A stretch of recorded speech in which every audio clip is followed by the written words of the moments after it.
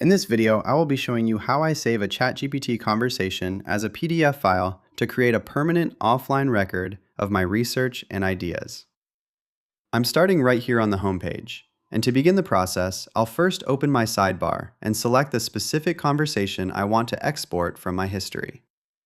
Once the chat is fully loaded and visible on my screen, I'll right-click anywhere on the blank space of the page and select the Print option from the browser's context menu. When the print window appears, I'll look at the destination setting on the right-hand side. Instead of sending this to a physical printer, I'll click the drop-down menu and select Save as PDF. Before I finalize the file, I like to take a moment to look over the preview to make sure everything looks right.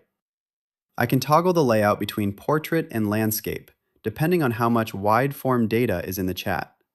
And I can even expand the More Settings menu to fine-tune the paper size, margins, and the overall scale of the text. This is a great way to ensure that long responses don't get cut off at the edges of the page. When I'm satisfied with the visual preview, I'll click the blue Save button at the bottom of the window. This will trigger my computer's File Explorer, where I'll select my Downloads folder as the destination, and click Save one more time to finish the export. To verify that everything worked correctly, I'll open my File Explorer, locate the new document, and open the PDF in my browser.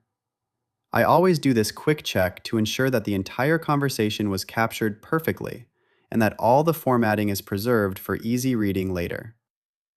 This is a fantastic way for me to archive my work without needing an active internet connection to access my AI history.